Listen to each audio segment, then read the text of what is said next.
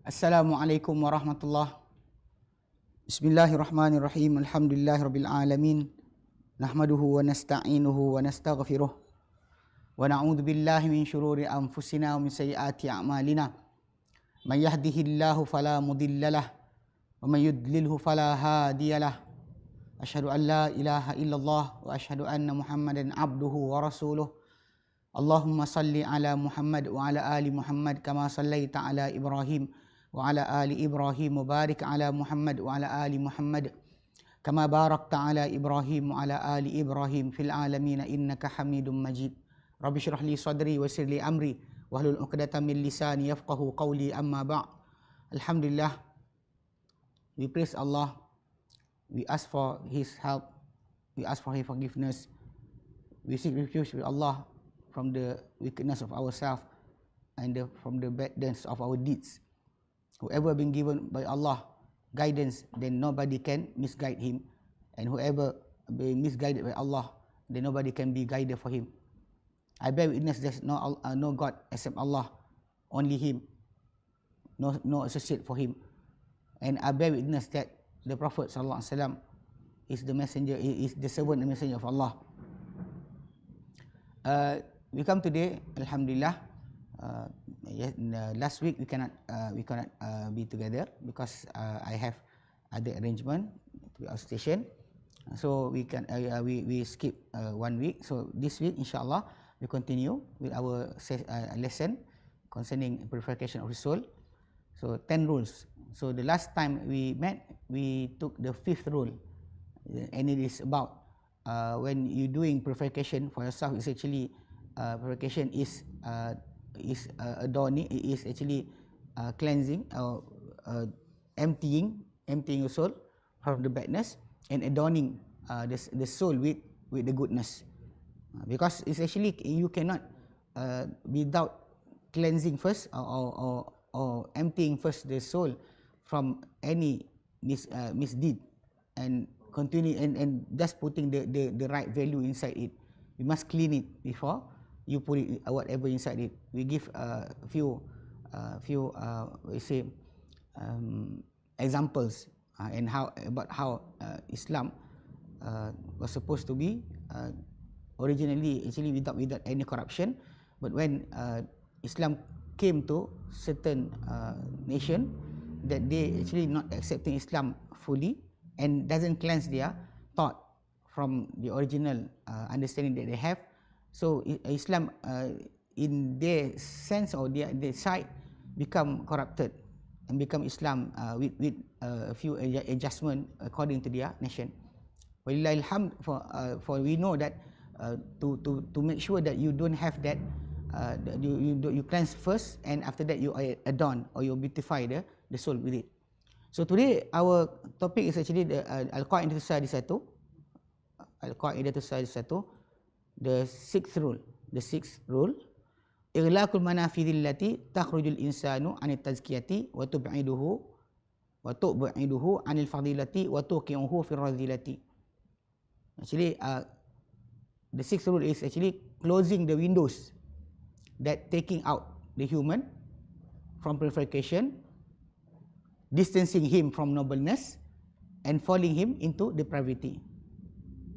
The 6th rule is closing the windows that taking out human from purification, distancing him from nobleness, and falling him into depravity. It said here, فَيَحْتَاجُ الْعَبْدُ حَاجَةً مَاسَةً إِلَى إِغْلَاقِ الْمَنَافِذِ الَّتِي تُدَنِّسُ نَفْسَهُ وَتُدَسِّيهَا فَقَدْ ضُرِبَ لَنَا فِي السُّنَّةِ مَثَلٌ يُبَيِّنُ خُطُورَةَ وُلُوجِ الْعَبْدِ فيما يضيع عليه دينه ففي الحديث قال صلى الله عليه وسلم. He said here, the servant, actually a servant of Allah, really need to close the windows that will smudge his soul and entomb, bury the soul. The Sunnah has propounded for us a parable. It is actually in the Quran also come the way to make people understand. Allah Ta'ala will make parables, and the Prophet also when he want to teach his companion, teach us also. He make a parable. Parable means that you make an example for to make you the person you talk to understand what you want to say by making examples.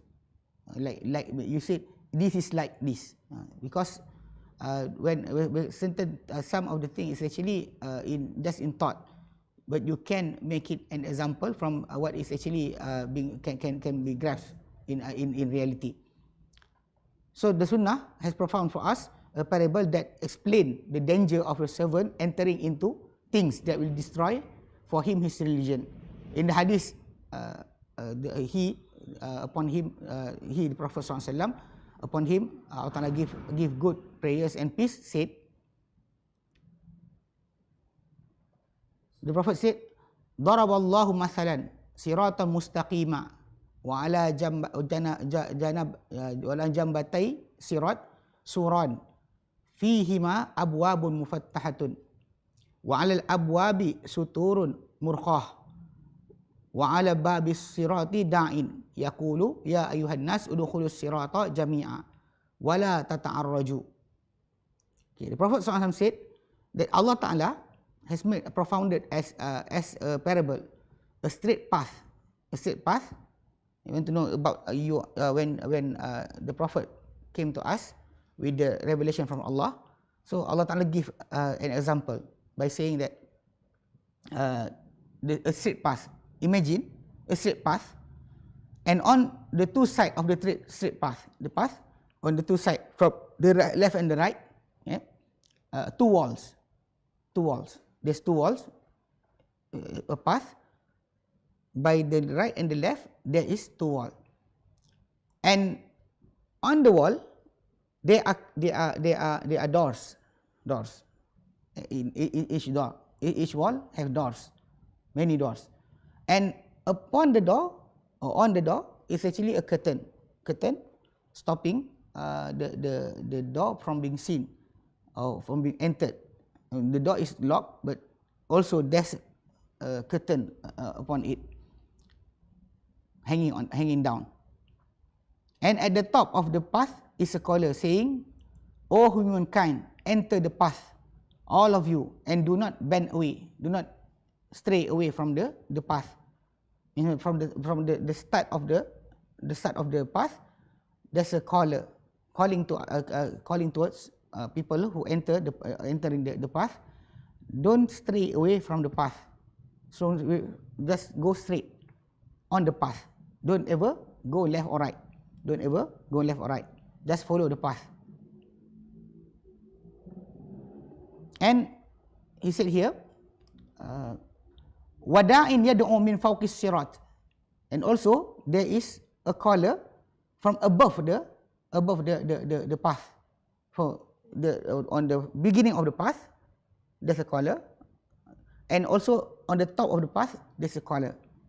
There's a caller who call to all the people who actually following the path, calling. He said, فَإِذَا أَرَادَ أَنْ يَفْتَحَ شَيْئًا مِنْ تِلْكَ الْأَبْوَابِ.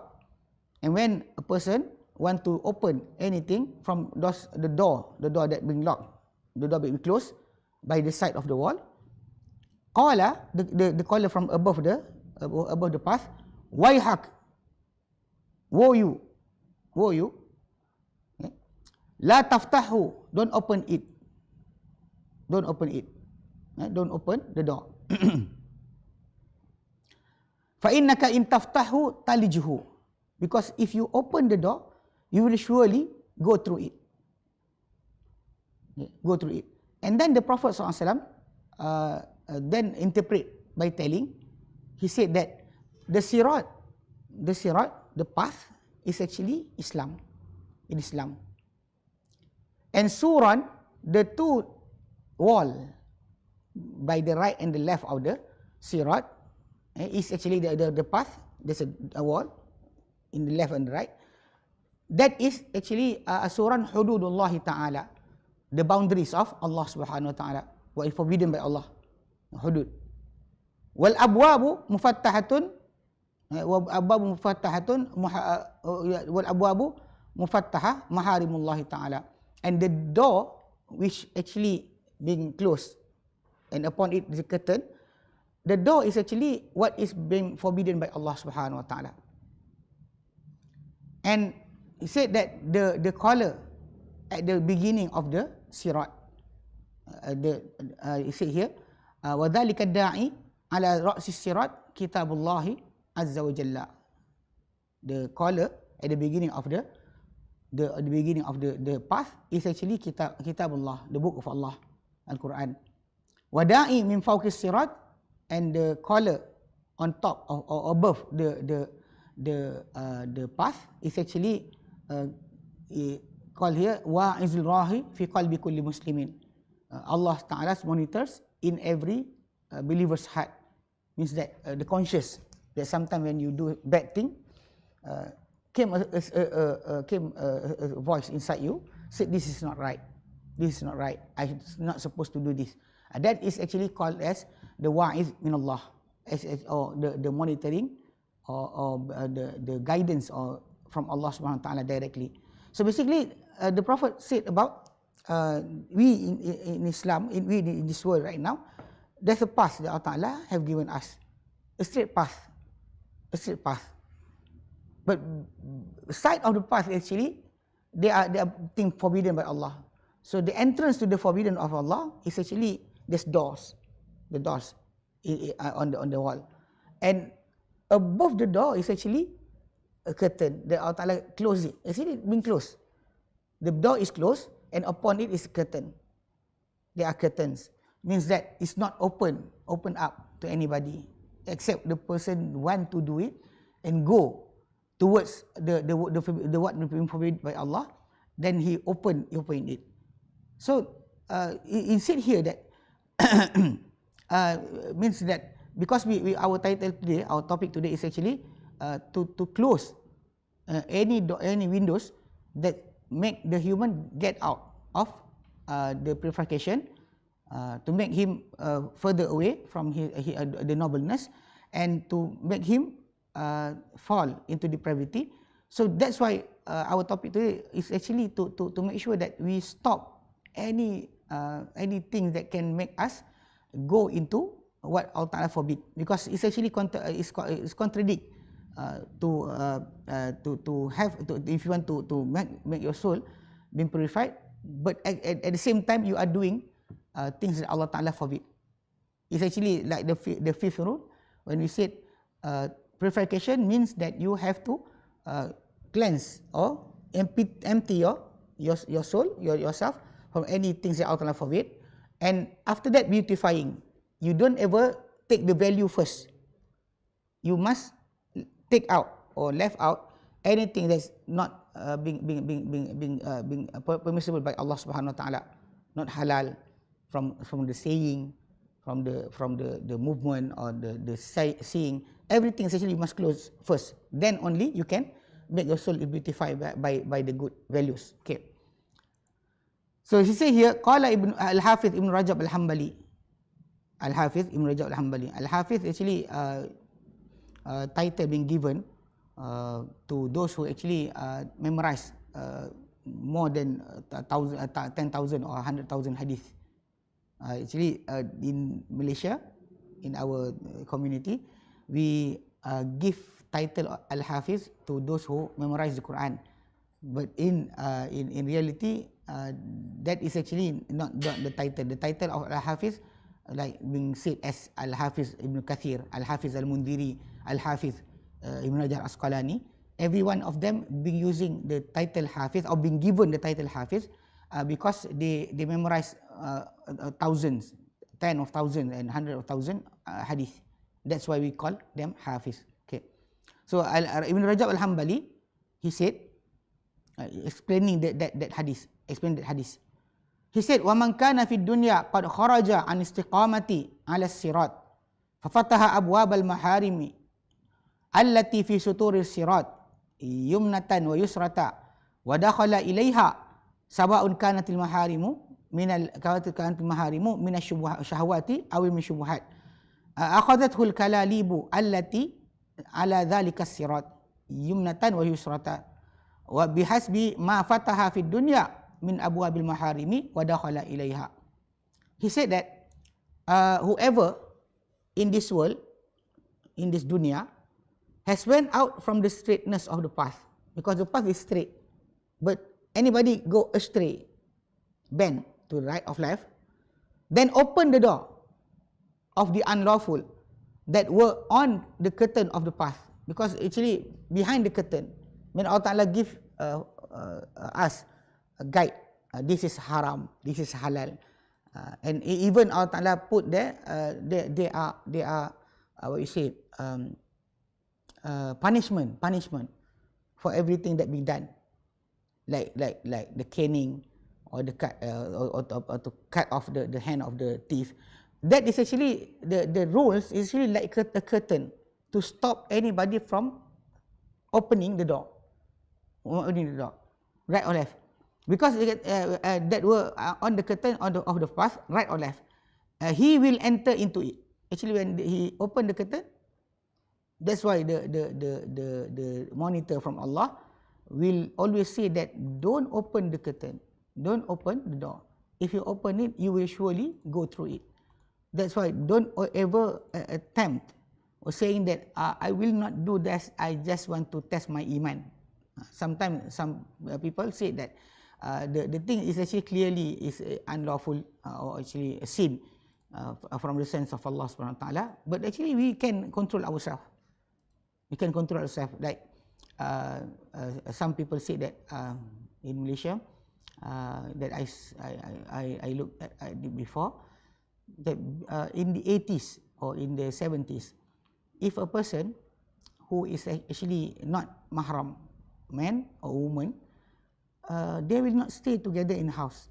They are not husband and wife, so they are not supposed to stay in the same house, sharing everything.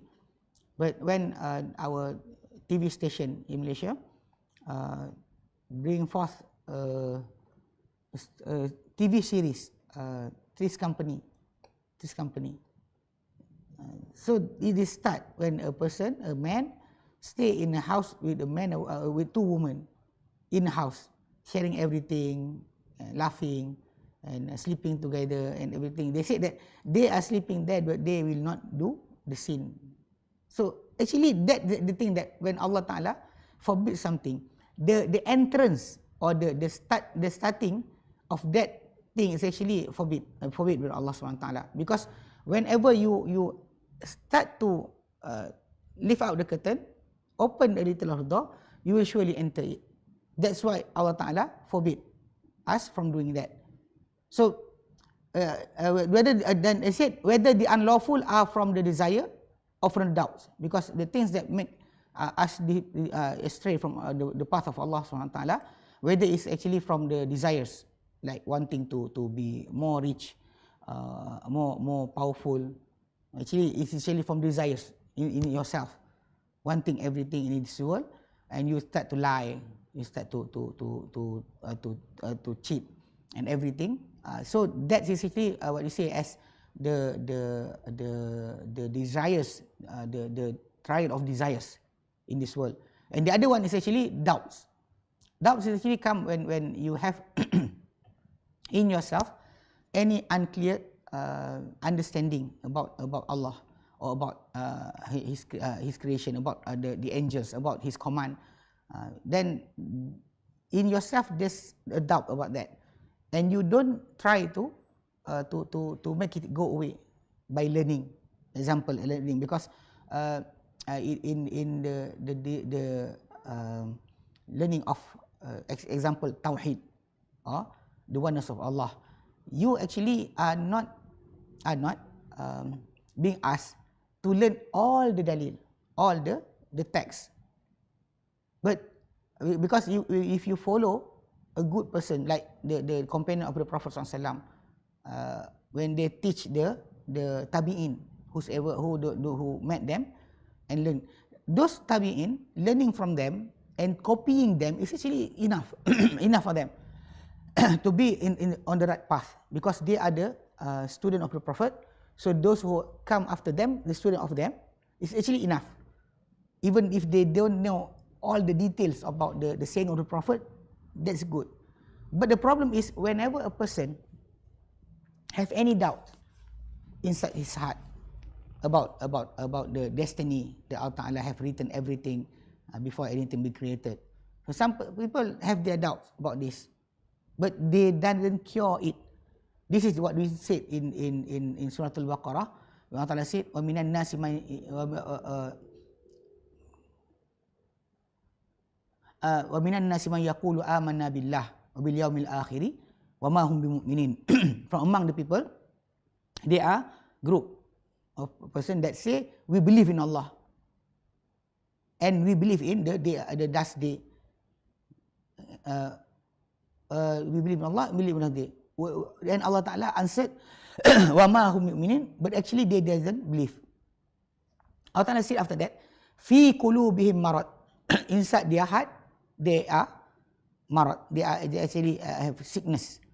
The sickness of the heart can come from two sides. You see here, from the side of desires, means that the worldly desires. You want to be rich, you want to have everything. You have a woman, you want to have a big house. So that desires can make you astray from the straight path, because you go if you walk in the straight path and continue to be an honest person, doesn't lie, you cannot be rich. You are not rich. You doesn't get what you want, so you start to lie and everything. That's really the misguided way. And happen because of the desires. But the doubt, that is what we said about the munafiqun, those actually being called in Islam as hypocrites. The hypocrites, they actually say that they believe in Allah and the last day, but they do not believe actually.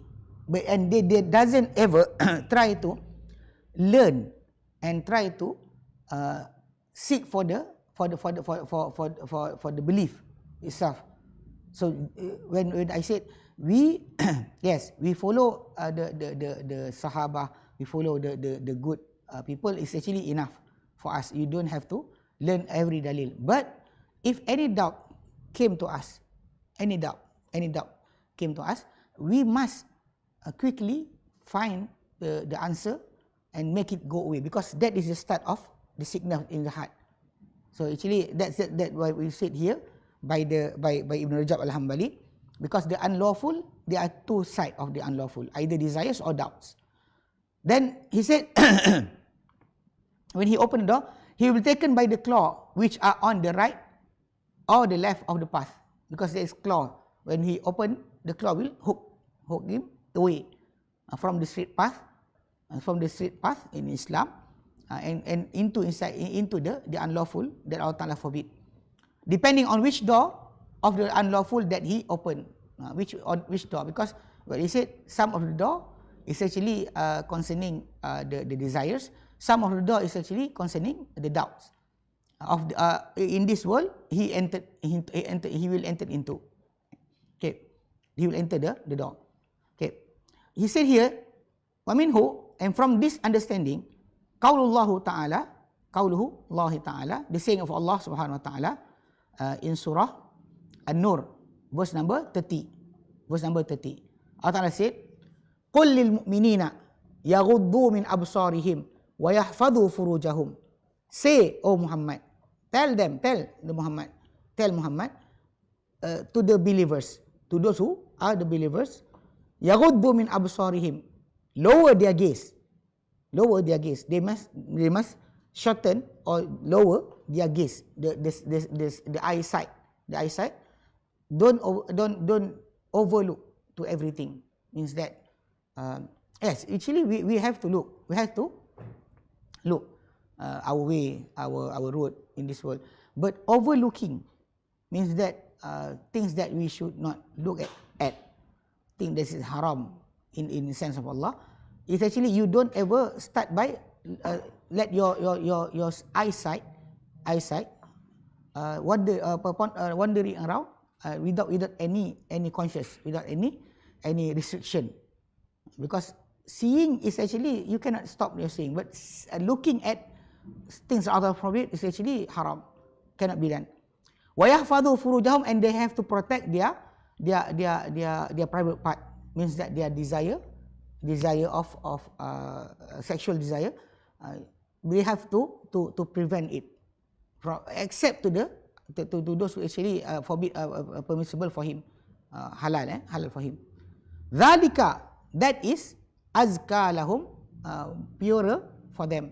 Inna Allah khabirum bima yasnaun, verily indeed Allah Ta'ala is aware with whatever they do. Whatever they do, Allah Ta'ala is actually aware. Nothing is actually outside of Allah Ta'ala's knowledge. So everything is known by Allah. So this is what like being said here, because this ayah, before saying about the doing of the zina or the fornication or adultery, the protection, the first protection or the first step is not doing the act, but actually the entrance of the act. And here inside in this topic is actually eyesight. Your eyesight, you don't ever overlook. Qala Abu Hayyan al-Andalusi, qaddima ghaddul basari ala hifzil farji li'anna an-nazara baridul zina wa ra'idul fujur wa balwa fihi ashaddu wa aktharu. Abu Hayyan al-Andalusi rahimahullah said, lowering the gaze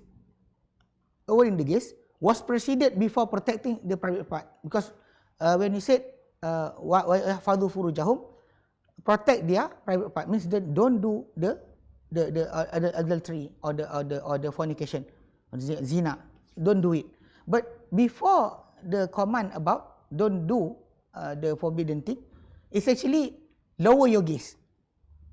When you shut your eyesight, don't ever extend your eyesight more than it's supposed to. Don't overlook to everything, kan, searching for anything, looking everything, because the eyesight is deliverer of the adultery. Your eyesight is actually deliver. Right? You want to have the desire, you have to look. If you don't see it, you don't see the other thing, the things that is not supposed for you to see, you doesn't have any desire about it. You don't have the desire. Desire is start from your eyesight, sometimes from your hearing, your conversation. Because the eyesight is the deliverer of the adultery and the scout of harlotry, fujur, means that being that they take you to the last. Your eyesight is start, and the calamity in it worse and more, because the danger from your eyesight is more than you can imagine. Once when I was in Yemen, inside a van, we are going, because the private transport there, they don't have any consortium or any private company. Everybody is actually actually driving their own buses, van, actually van. So inside the van, the driver play in a cassette. In that time, it's actually still cassette. I don't know, our young generation right now know about the cassette, actually audio cassette, about a lecturer that talk about Islam. So the lecturer, because in Arabic, he actually in Arab, he said that one of the things that actually making marriage in this era, in our time, not really that steady, means that divorce actually happening in alarming rate, so high. Even though the people, the man and the woman, in our time, the marriage is actually from both sides, the likeness from both sides, means that because of love, not because of the like before that. In our fathers, my father's time, the marriage is actually being arranged by the family. But at that time, that type of marriage is actually can withstand until the death. Means the man and the woman until death. Surely until death, until death, they are together. But in our time, people are marrying each other with the picture in Instagram or in Facebook and loving, happy. But after 3 months, after 1 year, after 6 years, happening that divorce actually so easy for the two people that said they are actually loving each other. So the Sheikh inside the audio said, one of the reason why in our time this is things that actually happen a lot, because most of us or many of us doesn't actually lower our gaze, don't shorten our eyesight. Means that looking around, doesn't care what we look. And he said that one of the things that actually affecting our marriage is actually the TV series and movies. So people shocked. Why? He said that because when a person marry a woman, so the woman is actually his wife. So and he doesn't look around, to looking at other women. So his wife will be the best person, or the best person in his life.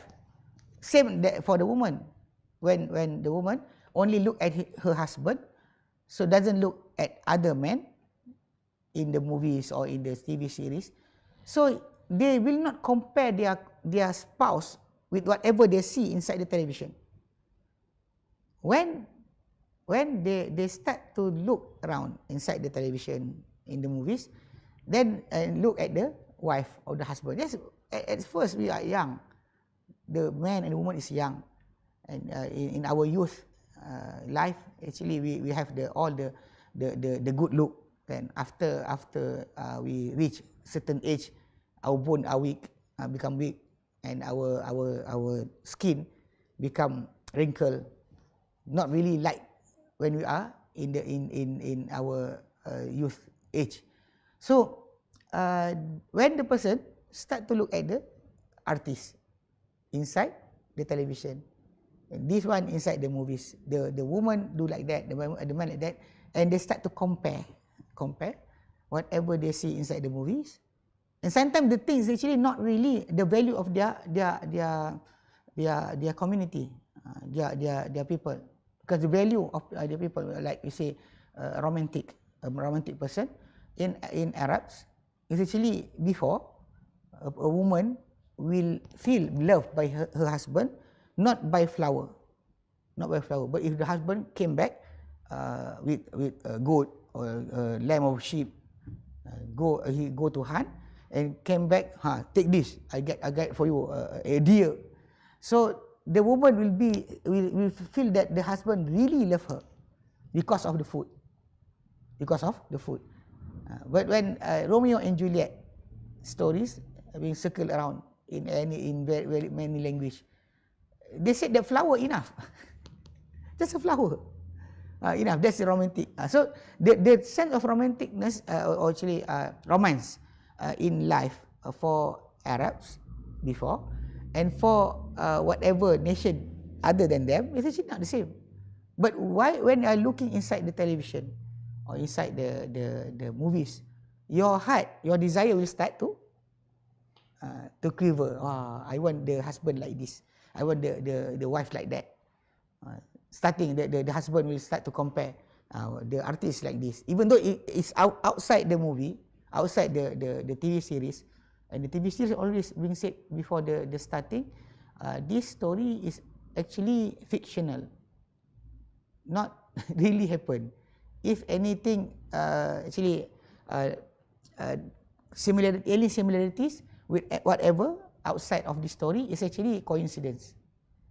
So the story is actually not true. And you are looking at it and you actually become mad. Why the husband become like this? Why the husband become like that?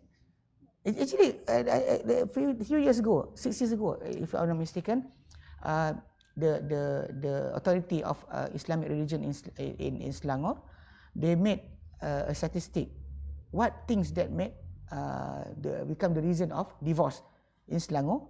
One of it is actually TV series, the dramas, because the wife will compare the husband with the artist inside the movie, even though the husband is better than the actor, and the husband also start to compare his wife with whatever the artist, the actress inside the movie. Even though the actress, if you become a wife of any person, actually the person cannot withstand the attitude or the character of the actress. So basically, this is what you say. When you start looking around, your heart will start to desire. That's what Allah Ta'ala said. Lower your gaze. Short your eyesight.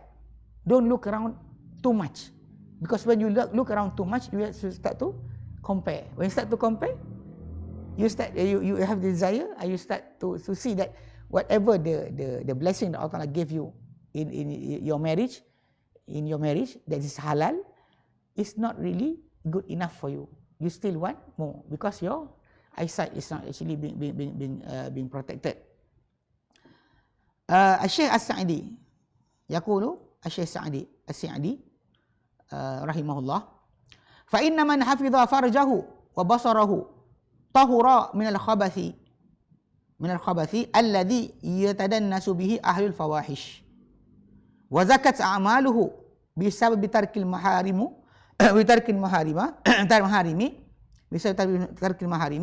alladhi tatma'u ilayhi an-nafsu wa tad'u ilayhi faman taraka syai'an lillah awadahu Allah khairan minhu.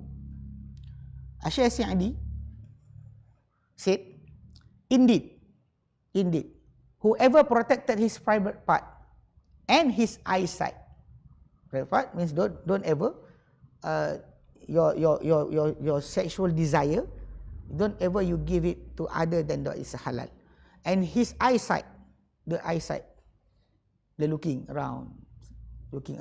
inside the newspaper, inside the tabloids or magazine, inside the internet, looking around this artist, what they eat, how they sleep.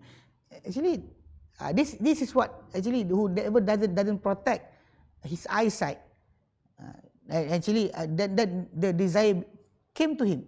So whoever protect his private part and his eyesight, he is cleansed from the filth that becomes soiled by it, people of the disgrace.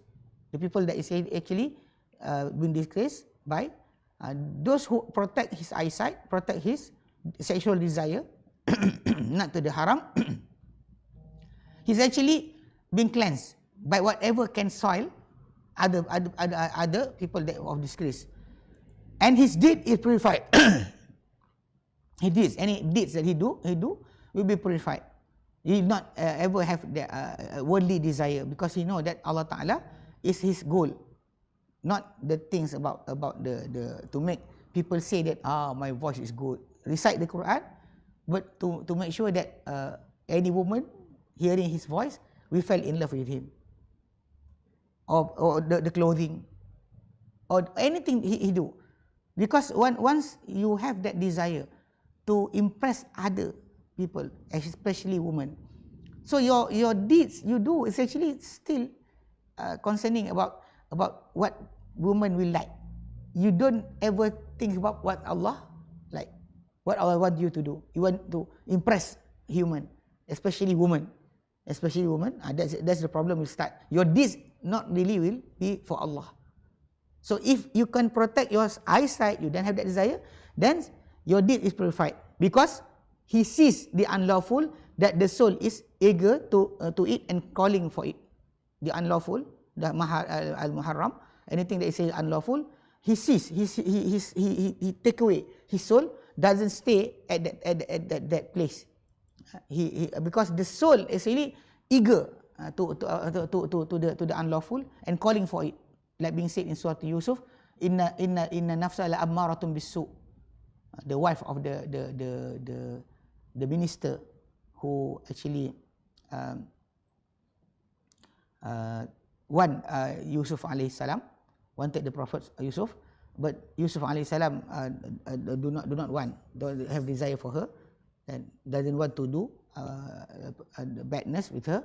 So she, when we call by the king and ask him what happened, then she admit that she is wrong, and after that she said about inna nafsa la ammaratun bisu. Verily, the soul is actually being fired with badness.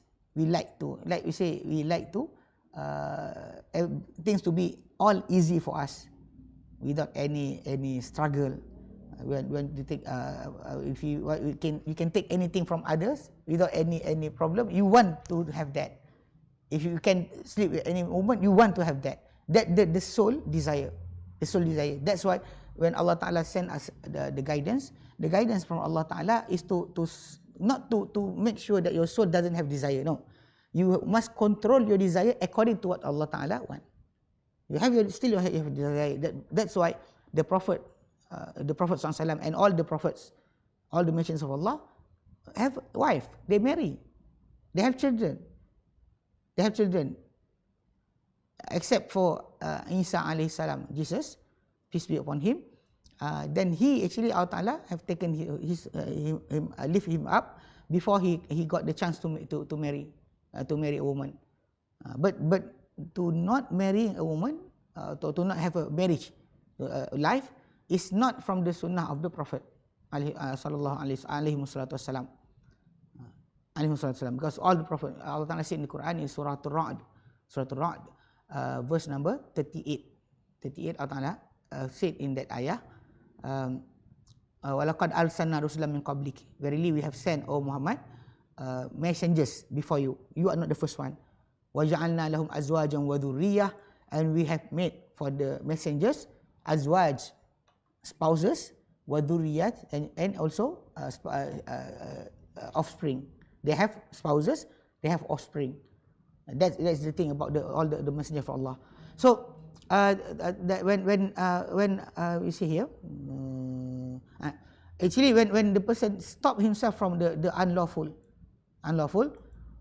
then because the soul want it, but he control the soul not to go into it, into the unlawful that forbidden by Allah.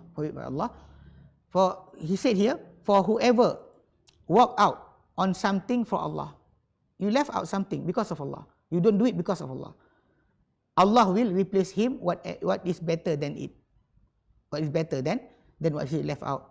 Man taraka syai'an lillah, whoever walk out or left out something because of Allah, awadullah khair minhu, Allah Ta'ala will verily give him better than what he left. So the haram will be replaced with the halal. The halal will be better than the haram. He say here, وَلِذَا كَانَ مِنْ حُسْنِ الْإِسْلَامِ الْمَرْءِ تَرْكُهُ مَا لَا يَعْنِيهِ مِنْ فُضُولِ الْكَلَامِ وَالنَّظَرِ وَغَيْرِ ذَلِكَ. Because of that, it is among the goodness of Islam of a person. Because the Prophet ﷺ being asked, what is Islam is the best? What Islam is the best? Because Islam have many values. When you look at the first, surely you will asked to do the 5 pillars of Islam, to make the testimony of faith, shahadatain, about Allah and about the Prophet. After that, the salah, the prayer, and about the zakah, the alms or the donation, and after that about fasting. Inshallah, we few days, inshallah, less than 2 weeks, we enter to the month of fast, Ramadan, inshallah. So may Allah Ta'ala help us to do better in this Ramadan than our past previous Ramadans. And actually Hajj. So this actually what being obligated for us to do. But the values of Islam come more than that. That's why after that, when a person asks the Prophet ﷺ, ayu amali afdal, which deed is better, they don't ask about this, because this is what all people will do. All Muslim will do. But the better Islam, the better deeds when the Prophet ﷺ being asked, some of them when they asked the Prophet, the Prophet answered by saying al-jihad fi sabilillah, mean going to jihad in the way of Allah. Some of them the Prophet said about taking care of the parent. So sometimes the value or the goodness of Islam is actually can be different for a person to a person, because the trial of Allah from Allah to each person is actually different. Because one is a person who is poor in his wealth, doesn't have any richness in his wealth. The trial is actually not about greediness. Seriously, not greediness. Because a person that doesn't have any money can donate everything inside his pocket. Can give away. If you have 10 ringgit, he can give away 5 ringgit. Just like that, without thinking about what I will do. I want to do this or to that. But a rich person, when they want to take out from their pocket even 1 ringgit, they will start. The trial from them is actually about that, about the greediness, the greediness that in their self. They doesn't want to pay even 1 ringgit. 1 ringgit. What is the 1 ringgit will do today? 8, I think 8 sweet chocolate. How many? At my time before, you can get with 10 cent, you can get 4 chocolate, 4 sweets. 10. And after that, 10 cent, 3 chocolate, 3. And now I don't know how much is it. Maybe one. Actually, food also from the same. Before in my time, 50 cent is the price of nasi lemak. Full nasi lemak is 50 cent. Not the small one, the big one. 50 cent only. Means that 1 ringgit you got 2. But like I said, the what is the value of that thing now? The 5 ringgit or 10 ringgit. What is the value? Some person is actually so feeling so hard to take out donation, to give away charity, even though it's actually not really affecting what he have inside the bank. Inside the bank he has billions, but want to get to give away just 1 ringgit or 5 ringgit or 10 ringgit, so hard. So because the trial of a human is actually different. So the Prophet did say, when being asked what is the best Islam or what is the best deed, he answered according to the person. To this person the answer. But among the answer, some of the answers is actually for all people. Then the Prophet did say, like being said here, because it is among the goodness of Islam, al-mar, because the goodness of Islam of the person. When a person become Muslim, the best Muslim is tarkuhu malayani, he left out on what do not concern him. Anything that not concern him, he don't enter into it. Don't do something that doesn't concern him. From example, the unnecessary talking of unnecessary things, because that the start of you lie, you add up, or backbiting. Because we don't have the topic. You see him, everything in him enough. So you start to talk about others, goodness or badness. You don't really care. And sometimes you want to make up the story become big. You add up some lies there. Something that is not there, you say is there. So because of talking without limit. That's why the Prophet ﷺ said in other hadith, the Prophet said, Man kana yu'minu billahi wal yawmil akhir falyakul khairan aw liyasmut. Whoever believe in Allah and the last day, then say what is good or shut up. Don't ever say anything. And when Imam Nawawi, the Nawawi rahimahullah, he translate or he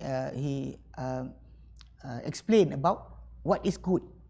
He said what is good is actually anything that is commanded by Allah, wajib, And anything is actually encouraged by Allah as sunnah. Anything that can give you reward in sense of Allah, wajib and sunnah. Other than that, it's considered as excessive in talking. Nothing actually bragging about yourself, condemning others. Actually, not really goodness. Sometimes in our time right now, the social media so hard. You want to take away yourself from involved in it. Every day they are talking about the politician, they're talking about the artist, they're talking about everybody, and about this guy fell from the well. This guy have a fever. The artist has fever doesn't affect you actually, but the story is there. This one marry, this one divorce, this one. So you don't need it in your life. That thing you don't need it. You don't need the story about them, about what the artist feel, about what clothes that he bought or she bought, or he or she become the ambassador of which product. Doesn't concern you. Actually, doesn't concern you. That is not considered as khairan, goodness, because when you involve yourself in that types, in politics, in this you're talking about this minister. This actually start backbiting, and your talk is actually doesn't change the minister. Can you see when you talk with your friend at the coffee house, you talk about them. You say that this minister is stupid. This one is bad. This one is scared. The things doesn't arrive to them, then the minister will not be better than what you said. What you said doesn't change them. If you backbiting about others and your talking make the minister become better, then do it. The more you condemn him, the more better he is. Then do it. But the problem is that is the excessive talking. Look around. You look around in social media, in WhatsApp, in Telegram, in all social media, Twitter. They actually talking something that actually not concern them. Then Allah Ta'ala, the Prophet ﷺ did say, min husnil Islam mar'i, from the goodness of Islam, a person, tarkuhu malayani, he left out anything that doesn't concern him. Doesn't concern you, then don't talk about it. Don't talk about it. Maybe some people say that the talking of the husband with the wife, yeah, that is actually being done by the Prophet. Actually, that is what will connect you with your family. You talk, you ask them what happened to them today, what happened to them, what they want to do. Yes, you ask your son, you ask your daughter, have that conversation. And today, in our time, that conversation is gone, because all people is actually using a handphone and talking with others, and doesn't talk with the person in front of him or her. Say talking inside the telephone, the handphone, the smartphone, talking, asking, being mad. And after that, oh, it's okay, I forgive you. Inside the phone only. Even sometimes, some of the people say that even some being cheated by the scammers, and some of them is actually being cheated by people essentially who is not a guy, not a guy, or not a woman, but admitting that I'm a woman and have a long conversation with the guy. And in the end, he found out that the guy is not the guy. The woman is not the guy. The woman is not the woman. Woman is a guy. So actually, it's so embarrassing. In our time, many people are being cheated like that, being scammed by scammers, because of actually excessive talking. And so, I say here, unnecessary looking. You don't have to look at that thing. Then why do you look? And other than that, because that is the start for anything that actually will take him to the things that Allah Ta'ala forbid him. Okay. He said here, Qala Ibn Qayyim rahimahullah said, wa aktsarul ma'asi innama tawalluduha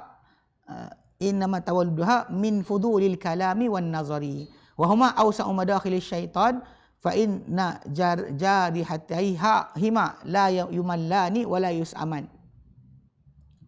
He said here, And most of the wrongdoings, most of the sin, actually its origin is from the unnecessary talking and unnecessary looking. Unnecessary talking, things that you should not talk about. Unnecessary. Sin that, things that you not supposed to look at. That's the start. He said the origin of this or the wrongdoing is actually unnecessary talking, unnecessary looking too much. You can look, but too much looking, and looking at what is not permissible for you, it's actually, even though people say that it's just looking, just a look. What harm can be done? But the look is actually the starting for everything, because what you said, like we said before, looking will spark the desire. Looking will you look at something, the desire will start from it. If you don't look at it, you don't know about it, the desire will not come. But once you look at it, or people talk to you about it, and then you start to have the desire. Both are the widest entrance of shaitan. Widest entrance is actually from that two things, from the eye side and from the talking. That's why the hadith that we mentioned before, the Prophet said, "Man kana yu'minu billahi wal yawmil akhir," whoever is actually believe in Allah and the last day, falyakun khairan aw liyasmut. He must say goodness or shut up. Don't ever say anything, because start from you saying. Because if you say even a fall of a nation can be done just because of excessive talking. Scenario. Okay, the leaders did something bad or wrong, or even actually he did ask for forgiveness for his wrongdoing. He said that I made a mistake, forgive me. But the people is still talking. He said that I don't like this guy. Yes, he's really bad. Yeah, the starting point actually maybe just his clothes, just his where he been. Sometimes actually things that is actually not really important for us. Sometimes personal life for the person, will be entered into our conversation, and starting from that conversation, we'll start to spark unlikeness or uneasiness with the leaders, and after that it will go through until the people will start to revolt upon the leaders because of the talking. This is what being done when Uthman bin Affan radhiyallahu anhu in his reign, in his time, a person named Abdullah bin Sabah from Yemen, a Jew, he go around the country of Muslim and start to talk about things that actually unnecessary. Talking about the Prophet SAW and Jesus, which one is better? So when people say that the Prophet SAW, and then why doesn't the Prophet will come back? Why Jesus will come back? Why not the Prophet himself come back? He's better than Jesus. So he start to spark among the people. And he said about Osman. He said that Osman actually appoint his relative. Osman bin Affan, before become a caliph in Islam, he is actually super rich, multi-billionaire. He's very rich. Not because after he take the position as a caliph, he gather the richness from people to him. He did in Islam things that unimaginable. Even right now, until now, they are waqaf. They are belongings or project in Saudi Arabia under name of his belonging. Waqaf by Sayyidina Uthman bin Affan. Until now, he's very rich. In Islam, he done many things. Once when the Prophet ﷺ want to go to war, all the supply, all the needs of the soldiers, the troops, is being given by him totally. The transport, the food, and their their weapons, all by Uthman bin Affan, and he doesn't become poor. Once when in Medina happened, that famine happened, and there's no water and food is scarce. So when the traders from outside came to Medina, bring food and everything, Uthman bought all of it. Uthman bought all of it. All of it being bought by Uthman bin Affan. So all the traders or the merchant in Medina came to Uthman. They want to buy and sell it, but Uthman bought everything. So they said, sell to us, and we pay you double than what you pay to the merchant, the traders. So Uthman said that I been promised by somebody to be paid better than that. So they said three times than what you pay. No. 4 times, 5 times more. He refused. Until all the merchant or the traders looked around and said that who can pay you more than what we pay you? Because all the traders is here. So who will pay you more than what we offered? Then the Uthman bin Affan said, Allah is paying me more than that. Then he take all the food, all the things, and give it away like that.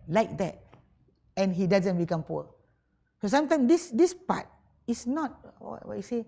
It's not really when the talking come from Abdullah bin Sabah. People doesn't look at this point that Uthman bin Affan is rich before Islam, in Islam, and even after become the caliph, he is still a rich man. Doesn't ever he need to become rich by taking the position as a caliph of Islam. Doesn't. But the excessive talking, what happened? I think he actually maybe. So the excessive talking is actually the what you say the door, the widest entrance of Satan. Like I said about the eyesight, how the movie and the dramas, the television will make people actually husband and wife doesn't like anymore each other. Okay. Because they are predatory by the eyesight and by the talking, will not be fed up. Who will be fed up by talking? You talk every day. The eyesight also, you use it every day. How can you say that? I don't want to see anymore. Nobody is bored. So that is the entrance of Shaitan, the biggest entrance of Satan upon us. He said here, فَيَنْبَغِي عَلَى الْعَبْدِ أَنْ يَكُونَ عَاقِلًا كَيِّسًا فَيَسْأَلُ اللَّهَ عَزَّ وَجَلَّ الصَّبْرَ وَالنَّجَاحَ وَأَنْ يَقْطَعَ كُلَّ الطُّرُقِ مُؤَدِّيَةِ لِضِيَاعِ نَفْسِهِ وَفُجُورِهَا. Later, he said here, then it is expedient for the servant. It is a must. It is advice for the servant, for us, for all of us, to be mindful and clever.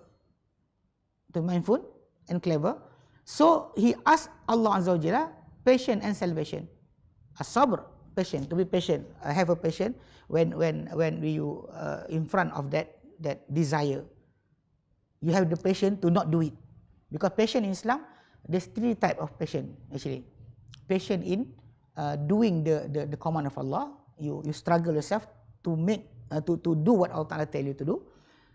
To stop you, secondly, to stop yourself from doing the things that Allah Ta'ala forbid you from doing it.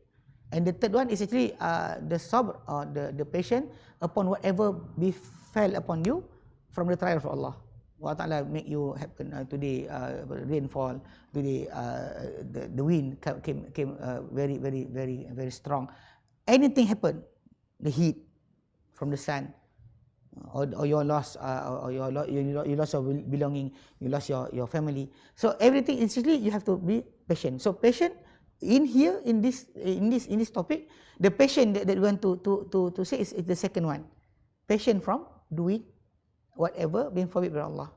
Stop yourself, struggle yourself, and actually when we said about it, stopping yourself from doing that Allah Ta'ala forbid you from doing is actually easier than actually doing what Allah Ta'ala tell you to do. Because when doing what Allah Ta'ala tell you to do, the Prophet said, do it as you can. Means that you have to do it, but as according to your capability. You cannot pray standing, you sit. You cannot sit, you lie down. So each of it is actually by the degree of the capability of the person. But when not doing it, doesn't ever being said, don't do it as you can. Just don't do it only. No, as you can. Why? Because if you want to understand this, when Allah Ta'ala told you not to do something, is a parable like you are at the outside of the house. You are outside of the house, and he being said to you, don't enter the house. Don't enter the house. So there is no struggle. There's no struggle in there. Just don't enter. You cannot say that, but I really want to enter. You don't have to enter. Because your life is out here. You don't ever enter, it doesn't affect you. No struggle happen to you. But when Allah tell you to do something, it's as if you are actually picking up a stone. And Allah tell you, a command, tell you, pick up the stone. And then the size of the stone, the size of the rock or the stone, is actually can be different for you. If it's small, you can lift it. But if big, you have to struggle to do it. So when doing what Allah tell you to do, have a struggle. But when not doing things that He forbid you, it's actually no struggle in there. Just don't do it. Then because of that, He said here that Allah Ta'ala, we have to ask Allah Ta'ala patience. And salvation and salamah means that actually protection or untainted. I mean Allah Ta'ala protect you from doing that thing. The first is patience in yourself. The secondly, Allah Ta'ala will make it away from you. You actually peace from in peace from the trial. And also the servant have to cut off every way that leading to the loss of his soul and its halatory. It means that the desire of the soul to do bad things, you have to cut every way that leading to it. Why? Because he said here, فَدِينُ الْعَبْدُ رَأْسُ مَالِهِ فَدِينُ الْعَبْدُ رَأْسُ مَالِهِ وَفِي ضِيَائِهِ خَسَارَةٌ الدُّنْيَا وَالْآخِرَةِ. Because the religion of a servant is his capital. Capital means that you want to bargain to get the paradise, to make sure that you actually doesn't enter the hell. Allah Ta'ala gave you a capital. A capital means that all the things that be used for you to get it. Or in Malay words, they call modal. You have the modal there, the capital. In English, it's called capital. Means that you want to be a merchant, you have to have a capital to buy. You want to be a producer of any product, you have to have a capital. You don't have the capital, then the product will not be can be produced. So now your religion is actually your capital, and it is in its loss is the deprivation of dunya and akhirah. If you lost your deen, your religion, it is lost for actually for dunya and akhirah. You will lose dunya and akhirah. And he said here,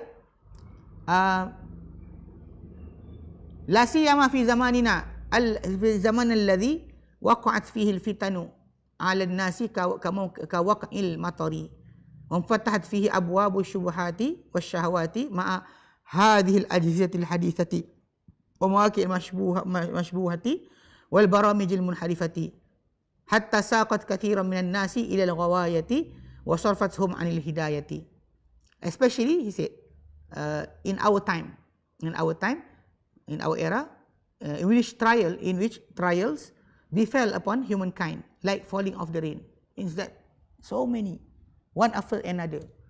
You settle one of the trial, come another trial. After this, after this, like rain, doesn't stop. Open in our era, in this fitna, in trial in our time, open the doors of the desires and doubt. The doors of desires, the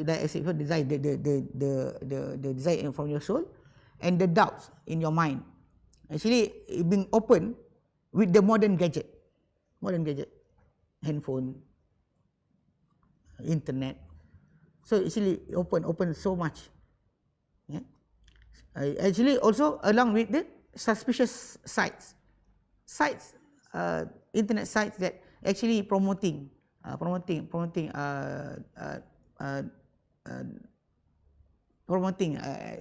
things that like LGBT, things that atheism, things about pluralism of the religion.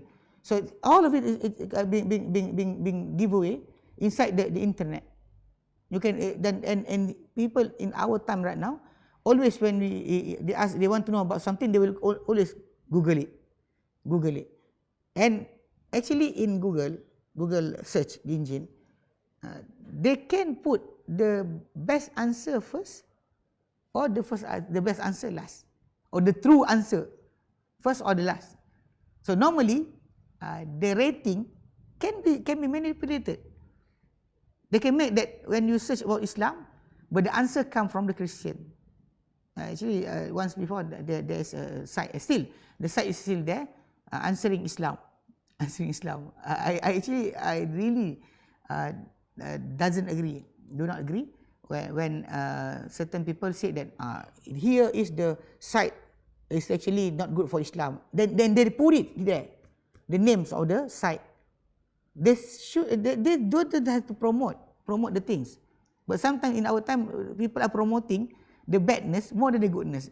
Even though the website answering Islam, there is an answer for it, answering Christianity. But nobody is promoting the answering Christianity, but they are promoting with through social media, answering Islam. So people actually want to doubt about Islam, will open the site and find the answer to make sure that Islam is not being followed. So it's actually different. What are you promoting? So that in our time, everything is like that. And the disordered television program.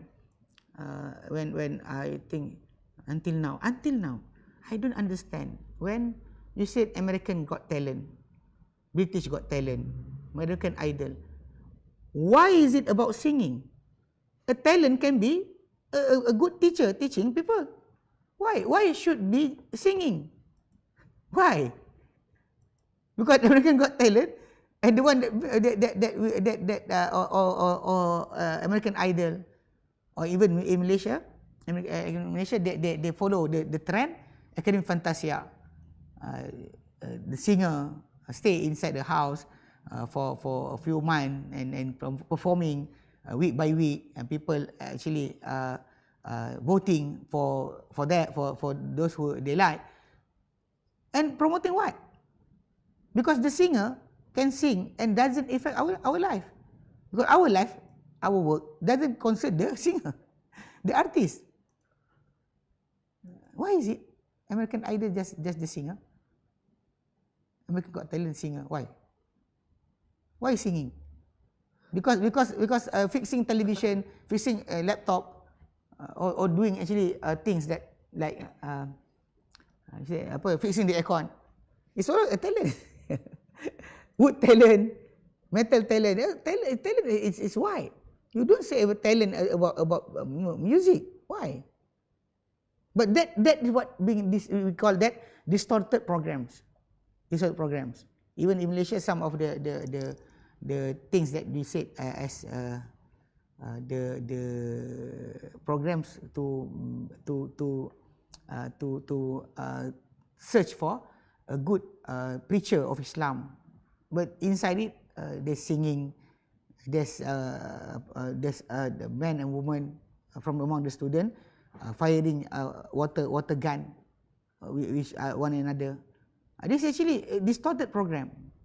Distorted program. It's not actually a program that will benefit the nation. Doesn't ever change the nation about their belief, or about their faith, or about their deeds, their devotion towards Allah. Until it steered many humankind to be government and diverted them from the guidance. Nas'alullah al-afiyah. We ask Allah Ta'ala for safety. May Allah Ta'ala save us for everything. Allahu A'lam.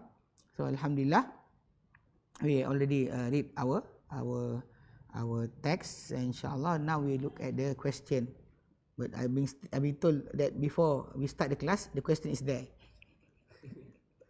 InsyaAllah, we will entertain. Okay.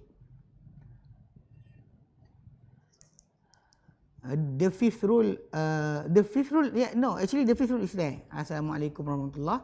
Ustaz, I'm missing the fifth rule in my note. I have so far, first, Tauhid, second, Dua, third, Quran, and the fourth, role model, fifth, expel and ignorance. Expelling, no. The fifth is actually to empty your soul from the evilness or the ungoodness, and adorning, beautify your soul with it. Because in that topic, we actually talk about what the importance of to left out anything that Allah Ta'ala forbid us from doing it, talking or in our movement, in our heart, because that is the way. Because you don't ever doesn't clean your heart and just put the good value there, because it will not be benefit for the heart, for your soul. Okay, jazakallah khair. Okay, alhamdulillah, I clarified at the beginning of the class. Okay.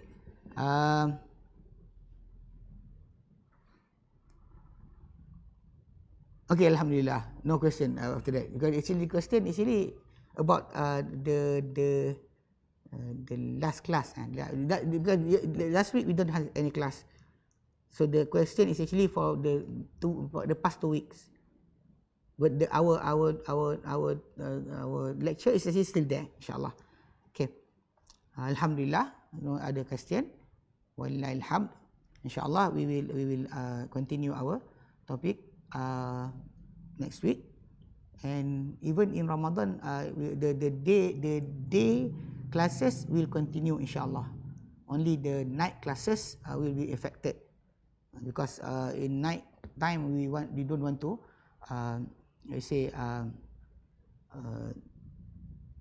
make people choosing between doing the qiyam or attending the class, or make sure that they can have rest in night. So the classes at night will be held until after Ramadan, but the day classes, insyaAllah, will continue.